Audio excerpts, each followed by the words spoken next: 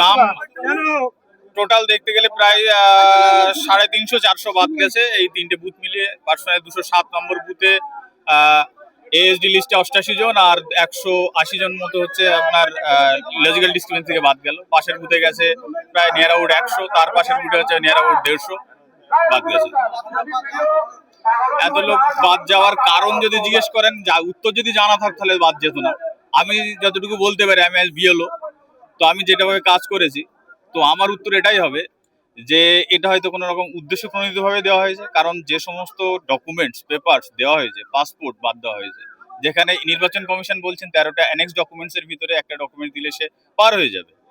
সেই ব্যক্তি পাসপোর্ট দিয়েছে, কিন্তু আমার এলাকায় পাসপোর্ট হোল্ডার প্রায় 10 থেকে 12 জন পাসপোর্ট দেওয়ার পরে বাদ। মাধ্যমিকের কাগজ দিয়েছে, সার্টিফিকেট দিয়েছে, বাদ। 54 বছর বয়স, তৎকালীন আমলের গ্রাজুয়েশন সার্টিফিকেট দিয়েছে, সেও বাদ।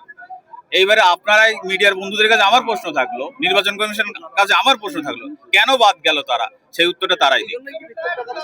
একদম বিক্ষোভ। মানুষ কোথায় যায়? মানুষ বারংবার তাদের লিগাল পেপার দেখানোর পরেও, প্রথমে ঢোকানো হলো ঠিক থাকার পরে এলডি তে ঢোকানো, লজিক্যাল ডিসক্রিমিনেন্সিতে, তারপর হিয়ারিং এ ডাকালো, তারা হিয়ারিং এ গেল, হিয়ারিং এর পরে তাদেরকে আন্ডার অ্যাডজুডিকেশনে দেওয়া হলো লিগাল পেপার থাকার পরেও।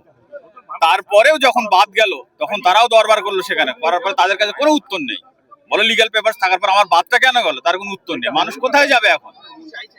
মানুষ এটাই চাইছে যে আমাকে বাদ দেওয়া হলো কেন, তার রিজন দেওয়া হোক। আমার ভ্যালিড ডকুমেন্টস থাকার পরেও কেন আমি বাদ গেলাম? কারণ এর সঙ্গে একটা জুড়ে আছে বিশেষ করে বিজেপির নেতৃত্ব, বা আমি বিশেষ রাজনৈতিক দলের নেতৃত্ব, তারা থেকে অন্যভাবে কথাটা বলছেন যে এখন অনুপ্রবেশকারীদের পাঠিয়ে দেবেন। ভোটের এসআইআর প্রক্রিয়াটা তো একটা রিভিশন ইনক্লুশন প্রক্রিয়া, কিন্তু তারপরেও এটাই কিন্তু বলা হচ্ছে এটা দিয়েই নাগরিকত্বের প্রমাণ, পরোক্ষভাবে নাগরিকত্ব যাচাইকরণ চলছে। ফলে মানুষ ভীত।